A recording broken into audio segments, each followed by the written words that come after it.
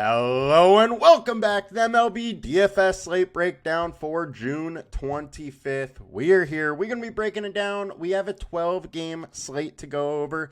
And now that NHL is done, NBA is done, baseball is the only show in town. So come join me. Let's get into some DFS and let me help you win some money. Now, before we get into it, come join us at LineStar. $39.99 per month gets you access to everything we do, all the props, all the DFS. You get it all for one low price. And as always, please like, comment, and subscribe to the videos. Helps us a ton just to improve our reach a little bit and bring us a little more notoriety and make it a little easier for us to give out all the content we can for free. And if we get big enough, we can bring in more and more content creators to help us out. Now, let's get into the show.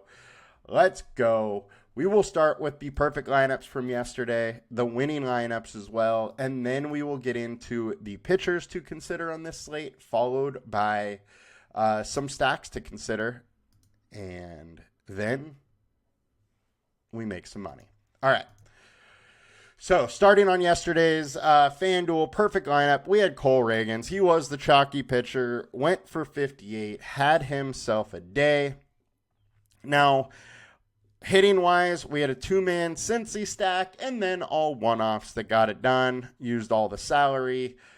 297 was the perfect lineup score, but then the winning lineup went to Losing It All, who won $20K with a lineup of 251.8, so they were only, 6 or so lower than the perfect lineup. They actually won by, they beat themselves and won by a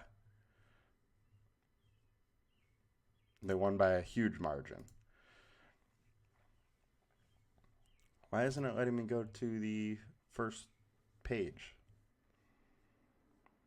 That's weird. Anyways, so Losing It All also got second, and they won by like 14 points, beating their second place lineup. They had a day. Pretty weird roster construction in both of them. In this lineup that won, it was a 3-man Cincy stack, 2-man Boston, and then 3 one-offs. In the other lineup, it was a 2-2 stack and 4 one-offs. So, those lineups do have very big ceilings, which obviously you need in these contests. However, it is so hard to hit all of those one-offs and still come through. But as you can see in the lineup that I had that placed 17th, stacking doesn't always work either. I had a 3-man Boston stack. Wilbur Abreu got me a 0. But the 4-man Cincy, 3-man Boston got it done with the one-off of KC. I needed a different Boston player in there, and a little help here and there to get it done. But all in all, I had a good night. Just didn't quite get it done. Losing It All. Congrats to you. You won it. And let's get over to FanDuel now. On FanDuel, we had Cole Ragans. We had Spencer Howard. I can't believe Spencer Howard isn't in here. He went 4.2 innings. He had 8 Ks. He had an absolute great day. The reason I can't believe it is he's just not that good of a pitcher. Look, he gave up 1 inning, 3 runs, 2.1 inning, 4 runs, 4.2 innings, 1 run, 4.2, gives up 2 runs. He has been a little bit of a gas can this year, but he got it done yesterday at home, so congrats to him. But then hitting-wise, 2-man Cincinnati stack and all one-offs. And then the DraftKings winning lineup went to J.R. Hosbach, who won by 4 points. They had Justin Steele, who I was super high on yesterday. Absolutely crushed. Put up 26, had 22 outs and 9 Ks. Unfortunately, did not get the win because the Giants had a late surge. But great night by Steele. And then Griffin Canning got it done with 24.15 with the win, having 5 Ks, going 7 innings versus the lowly A's team. So that got it done. And then lineup construction-wise, We had a 3-man Cincinnati stack and one-offs. I just don't recommend this type of building. The reason being, we constantly see all stacks winning, and it is just way easier to get a couple things right rather than picking every single position and nailing every single position across the board. So heavily lean into stacks. We see 5-2-1 win consistently on DraftKings. That is definitely the lineup construction that wins the most. It's one of the higher played lineup constructions also, but it routinely gets it done, and I would way rather do that. Congrats to this person. They did win $50K. I just think this is a very, very hard strategy to keep going with. I don't think it's very repeatable is my issue, at least in these contests that are so giant. If you wanted to do it in, a 50-man contest, go for it. And these with, 15,000 entries or whatever, that's where I just can't get on board with that type of building. But they got it done. Can't take anything away from that. They hit the lotto yesterday. Congrats to them, winning $50K. Now let's get into today's lineup. All right. 12-game slate. There is a little bit of weather concern here and there. Make sure to check for Cincinnati and the White Sox later. And then also a little bit of concern in KC.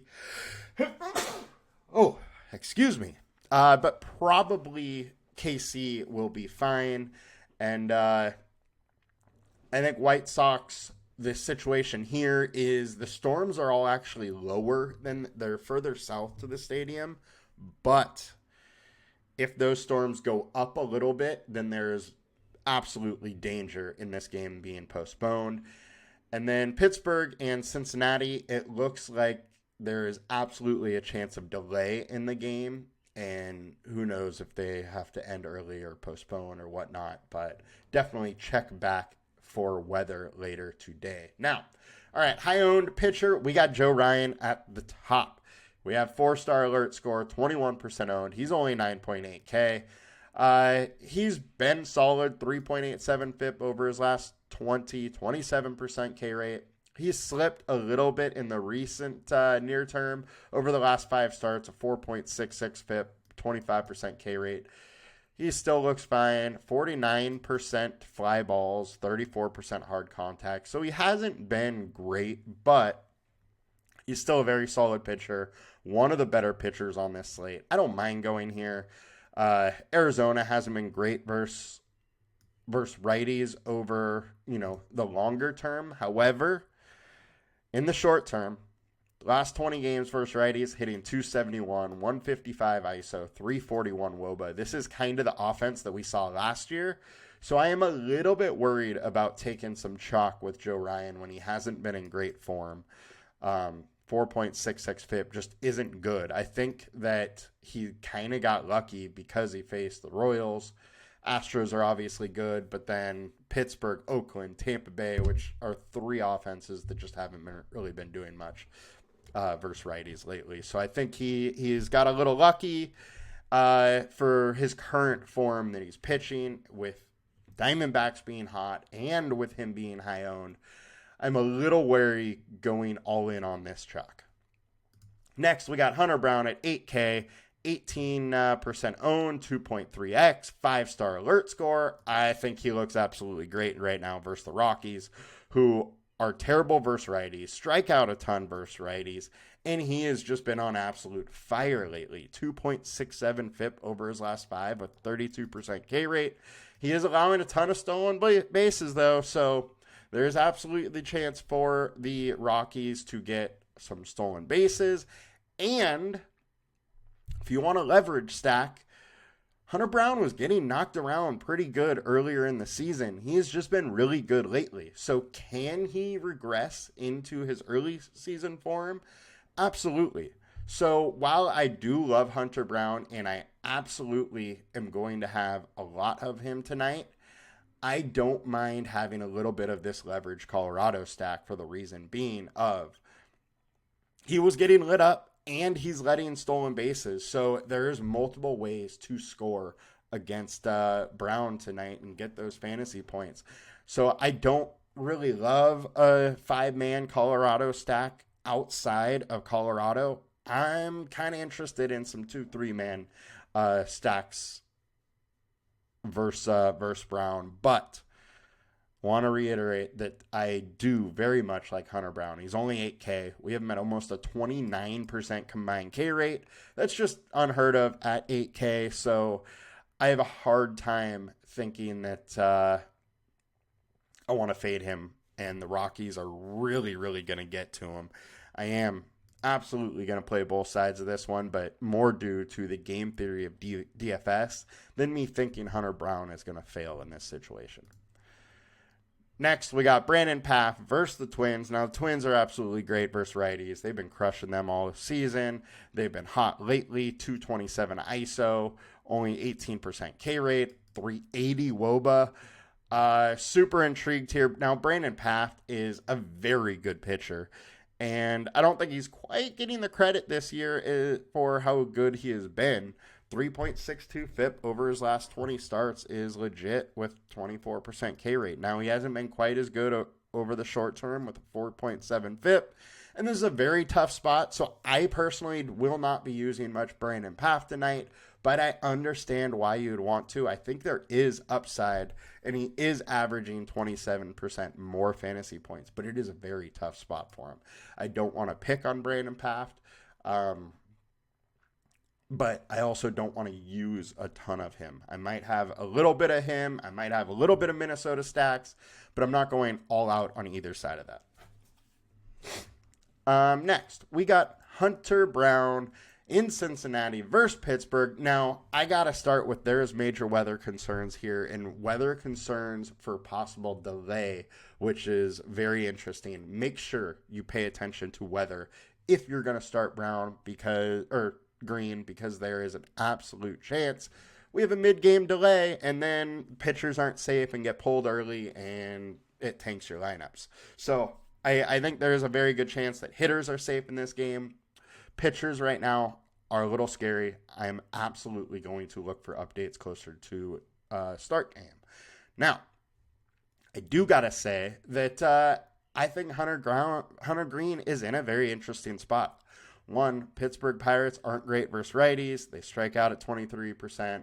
Green has a 28% K rate over his last 20 starts. He can work efficiently, work deeper into games. He's not as good at home because he has a 45% fly ball rate, 33% hard contact. Weather is warm and winds are blowing out. All of that just doesn't really work for Hunter Green very well, but still a little intrigued to go there just because the upside's there and Pittsburgh isn't that great of an offense, but I do like having some Pittsburgh in this. If there is a delay and they keep playing, I think there's a chance that my slow draft picks. If there is a delay, I think there's a chance that Hunter Green allows a home run or two before the delay, and then you get the bullpen, and it makes Pittsburgh look kind of interesting. Now, is that a huge shot of happening just like that? No, but it is a definite shot and absolute chances for big scores. So very intrigued to stack that. And Hunter Green, I will like if it looks like it's going to be clear weather-wise once we get closer to lock, but I'm not going to have a ton of them either way. And Ronaldo Lopez. All right. I am pretty intrigued in this spot. He's 9.4K. We got him at 2X. He isn't getting a lot of ownership. He's been absolutely amazing all season long. We see a big ceiling when he's on. He's versus the Cardinals, who are striking out at 25% versus righties over the last 20 games. We have a 27% combined K rate. I'm pretty intrigued. And this is a spot where, yeah, we have a lot of good pitchers on this slate, but a lot of weird spots as well. So I think Lopez going this low owned is probably a little bit of an overlook from the field. And the reason I think that's happening is just because he's, around 90 pitches or 85 pitches over the last 5 starts for average. So that does bring down his ceiling, but on this slate, I do really worry about several pitchers, like realistic ceiling in this game. And I don't think it's that crazy to think that Ronaldo Lopez can get 25 plus, and that's absolutely good enough on this slate ceiling wise. So very intrigued by Lopez, and I'm going to probably get a little bit of him. Next, we got Mackenzie Gore. All right. Padres have not been able to hit lefties. It's been a thing for a little while. While I do think Manny Machado is heating up, and he is a guy that has in the past just absolutely crushed lefties, we also have no Tatis today. He is on the IL, so I am super intrigued by Mackenzie Gore in this spot.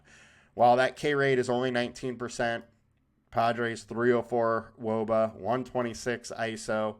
The short-term data, while we're hitting the ball hard, 170 ISO, 322 WOBA, just nothing that great is going on here. And we've been bad versus Gore. Over 21 plate attempts, 118 average, 0 ISO, 33% K rate. I think Gore is in a very interesting spot. We have him at 2.1x. He has a 2.2 FIP over his last 5 starts with 29% K rate, 3.88 over his last 20 to 27% K rate. I'm really intrigued here in a spot where nobody's going there. You have a later night hammer because he's going low owned. As a pitcher with upside in the 30s at only 8,800, I'm super intrigued by Mackenzie Gore. This is similar to the spot I thought Justin Steele was in yesterday, and I like it. Maybe there's not the K upside versus the Giants as with the Padres. Padres just strike out a lot less than that team, but I think Gore is probably a better pitcher than Justin Steele. So super intrigued here, and I'm definitely going to try and push some Gore into my lineups, which I may have to push a little bit of him because he's at 2.1x. And when I say push a little bit of him, what I'm meaning is liking the player so I get a little more, or just push the projection up or down so that value looks a little bit better and he comes into the lineups a little bit more. But I definitely am intrigued with good old Matt Gore today. Next, we got Bobby Miller versus the White Sox. Look, you got to love facing the White Sox. Now, we do have some weather issues, so make sure to watch that. But Bobby Miller is a guy that has a 3.74 FIP over his last 20 starts with a 24% K rate. His K rate is the same so far this year. He's just got banged up a little bit with a 4.75 FIP so far. But who is he gone against? The Cubs in Chicago, Twins in Minnesota, Rockies in Colorado. Not exactly the easiest places to pitch. Either good teams or good ballparks to hit in. So coming into White Sox, yes, it is another ballpark that is decent for hitting. However, White Sox are terrible on offense. So I'm intrigued in this spot as well, and it's going low owned. I think today we can really kind of spread out our pitching ownership to a few different guys. Or if you want, you can just get crazy and fade some of the high owned guys and go with these guys. I'm definitely intrigued with them. Next, David Peterson. I don't really love it versus Yankees. I'm off there. Kyle Hendricks. Look, he has a game a year or so that he just absolutely dominates, and that happened last time versus the Giants. I don't think it's going to happen again, even though it is the Giants, and I'm not really in on it. Now, he's 5.6K. So can he get 15, 16, 20 points and be worth it? Absolutely. And it's in a decent spot. So I don't mind going there, but I'm absolutely not trying to force more of him in my lineups than I get. Kevin Gausman, 8.1K. 8.1K for his ceiling is too low. However, he hasn't been pitching very well. The Red Sox have absolutely crushed him. 89 plate attempts. They're hitting 325, 225 ISO, 3 home runs. That's pretty high fantasy point per plate attempt situation here. I don't really love going to Gausman today. It's also good hitting weather in Boston. Warm, winds blowing out. Don't love the spot for Gausman. Tyler Anderson, it's fine if you want to go there due to the fact they're against Oakland. The one thing I have to say is, Oakland strikes out a ton. They haven't been good versus lefties. It's okay. I just worry about at 8.2 having a real ceiling from him. Can it happen though? Absolutely. Seth Lugo, 9.6K. Again, weather concerns here. It's against Miami, so it is absolutely a little bit interesting. We have seen a solid ceiling when he gets it going. However, those are just few and far between, and at 9.6K, you need one of these ceiling games to win a GPP. Likelihood of it happening is small, but it's there. He's low owned, so you can play him if you want, but I'm probably not getting much of him. Heaney versus Milwaukee. I don't love. Milwaukee has just been pretty solid. However, versus lefties is probably where you want to play them, especially lately. 279 WOBA, 78 ISO, only a 229 average. The one thing Milwaukee has hit him pretty well in the past. Don't love the spot. Garrett Cole, he is still on a pitch limit. He only went 62 pitches last time. He looked good, but he's going to get 75, 80 in this game. I have a hard time paying up for him at that. Mitch Keller, this is a very tough spot for Keller. However, Cincinnati does strike out a lot, so there's upside in this spot, but also very good hitting conditions in Cincinnati, and he's averaging 44% less fantasy points away. Now, I do think it's interesting to stack Cincinnati because we have seen Keller also at times just get blown up. So I wouldn't be that surprised if he gives up 4 or 5 runs in this spot. Brian Bello, pretty much everything else I am off here. So let's get over to FanDuel and try and look at the pitchers there. Hunter Brown is high owned, 9.2K, 38% owned, crazy high. I think he clearly does look like one of the top pitchers, though, on a slate. We have him as the highest value.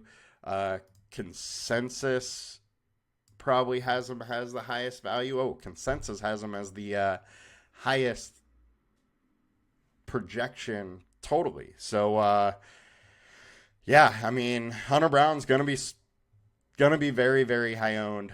I don't mind having some. I think 40% is crazy, but I'm still going to have a good amount of him. Probably come a little under 38% on him. I think he's in an interesting spot with high upside, so that is the reason why I have a hard time going there. It is one of the better matchups on this slate. Hunter Green, 10.3K. Weather concerns, don't love that. We're going to have to see if I really like having too much of him in this spot later.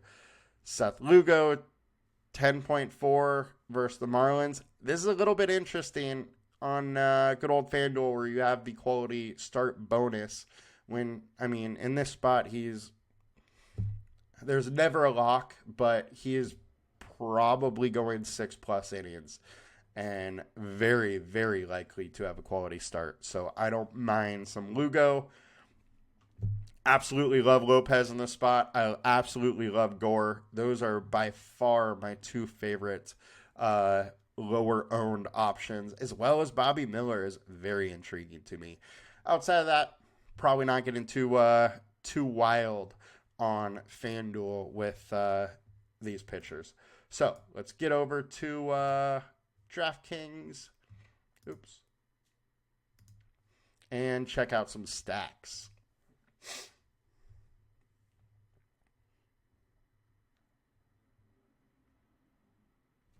And our highest stack ceiling of the day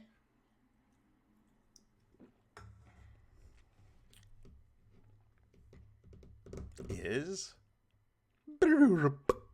All right, we got Boston versus Gausman.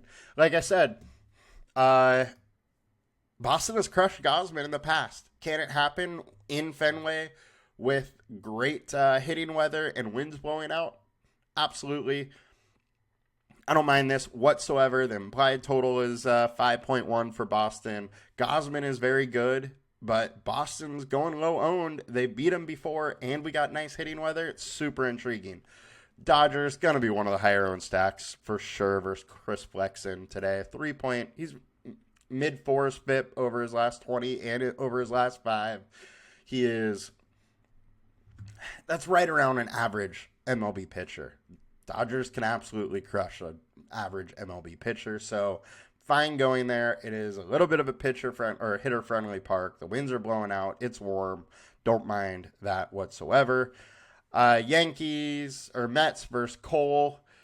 Cole was fine. I don't mind trying to pick on them a little bit and then get into the bullpen and hopefully do some damage. I don't love the stack, but don't mind it. Mets versus Paft, or Minnesota versus Paft, is a little bit intriguing to me. They're going pretty much unowned, and this offense has been good. So can they get to him? Absolutely, and that bullpen is not great. So definitely intrigued there. And let's check out the highest owned stacks.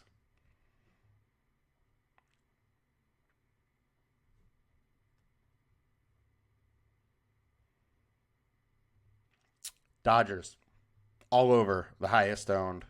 Nobody else is 50% plus owned. So pretty much, if you don't play the Dodgers, you're getting different, is how it looks on this slate. Pitching ownership is way spread out, so we really don't need to worry about ownership too much on this 12-game slate. I think it's going to be spread out enough that it doesn't really matter. You just play whoever you want.